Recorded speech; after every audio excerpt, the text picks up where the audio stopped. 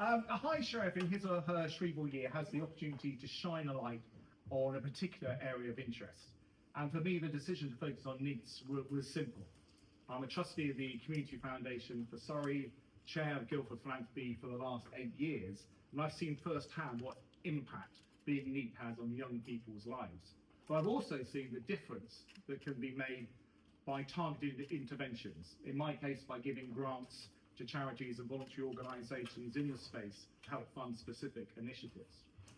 Now this room, this very hot, small room, we have a microcosm of the people and organisations across the county that are vested in reducing the number of Neets in Surrey. And it's by no accident that you are here. The conference was an invitation-only event. Everyone here has been personally invited because of the role you each play and the experience that you have.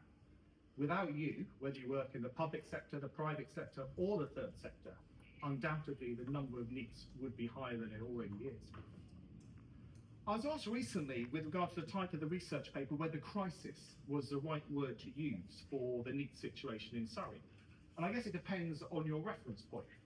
Certainly nationally, it is a crisis. We've been told that by the Office of National Statistics when they said 987,000 young people aged between 16 and 25 were Neet in the UK at the end of last year.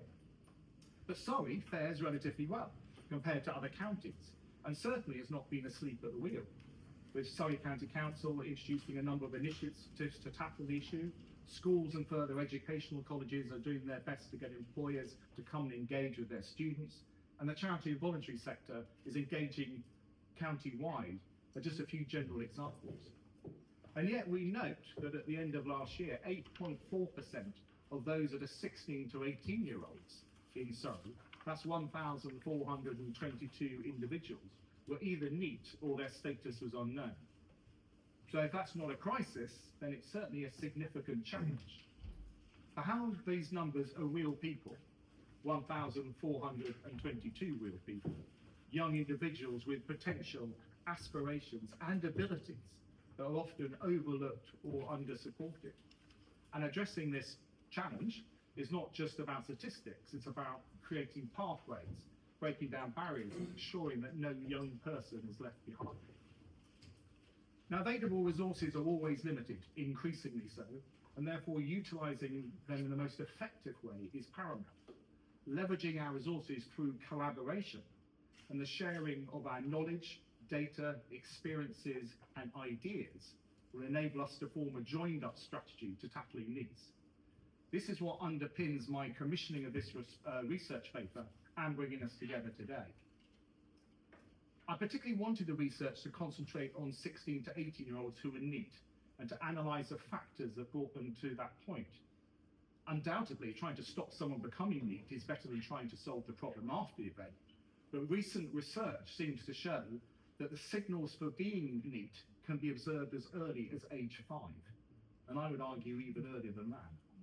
The later the intervention, the more the hearts and minds of those affected will be lost, and the higher the social and economic cost. But as we know, Neets are not a homogenous group. The composition of Neets in Surrey would look very different from that in Tower Hamlets or Merseyside. And within Surrey, Neets are made up of many different cohorts with various interwoven factors relating to their family life, their educational attainment, their financial situation, and their health and well-being.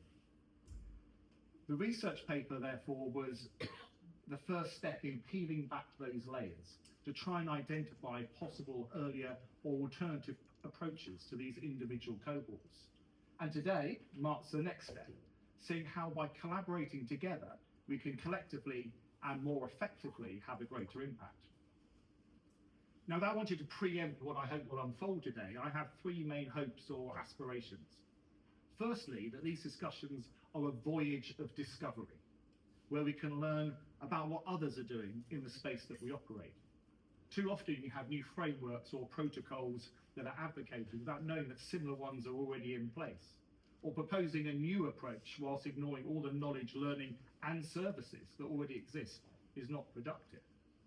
What is helpful is sharing information about new legislation, research, trying to understand who is working with who, where perceived gaps in services may be, where there's duplication taking place, and when funding is about to run out. So I'll say it again, sharing knowledge, data, experiences and ideas, not operating in silos, must be the best way to leverage our combined resources. And wouldn't it be great if with the 3 breakout groups today, we could each come back with at least one collective idea for a pilot project or a collaborative initiative.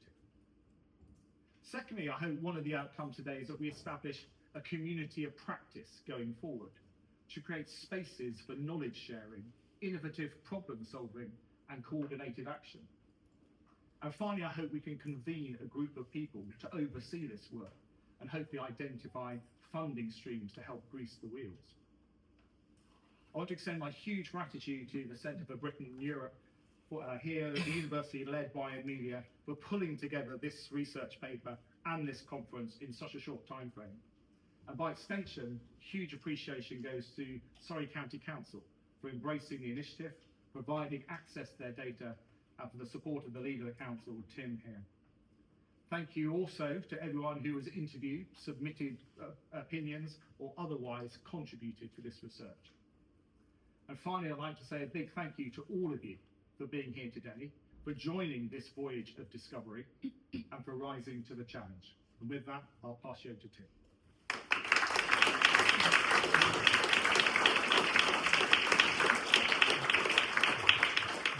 Thank you very much. I'll do the high-tech approach as well, I think. So, and today thank you very much for allowing me to say a few words, but it brings together 2 of my favourite groups of people, the Shrievalty and the University of Surrey. So we've got, I think, a collective noun for high shares, a gaggle.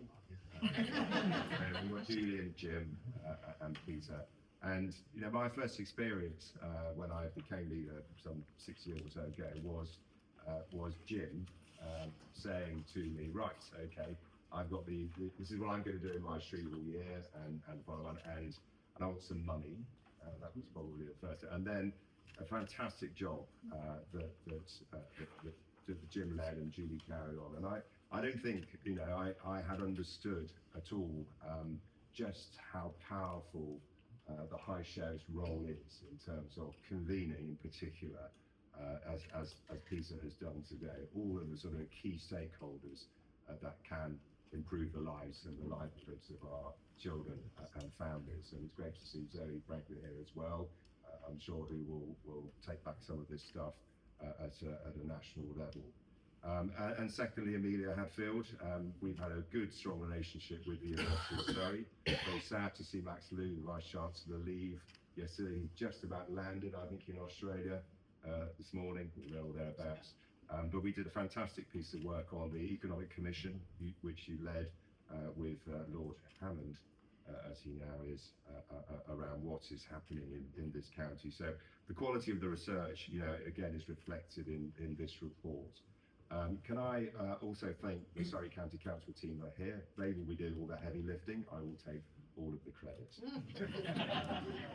So I think, you know, this group of people is a really important group, and as Peter says, actually the knowledge and understanding of how many children are out there, or young adults that are out there that aren't in employment, educational training is unknown. And I suspect, whilst those numbers are as accurate as you can get them, I suspect it's probably the tip of the iceberg in reality. And I think that the research obviously draws on the sort of international perspective. Peter has said, and I would say that actually the Surrey position is slightly better than the national average, but that doesn't mean in any sense that we will or should be complacent. You know, there are 1,000 individuals that we're talking about at least here, and those are the people that we need to help and support. And I think in particular, we need to do more for older Neets actually. There's a big push now across the county generally to encourage more people to go into apprenticeships. There are 2 big challenges for this county. One is around actually the cost of housing, cost of living in this county, which is a real barrier to people actually moving into the county and indeed to retaining them. But actually the economy here the barrier to growing this economy in part is the lack of skills, the lack of skilled people. You know, I hear all the time from businesses that we have some fantastic, really high-tech businesses here, gaming, the automotive, life sciences, and so on. You know, there's plenty of opportunity there to get people into those training and into those apprenticeships, and we kind of really just need to find that pathway and help them to support them to do that.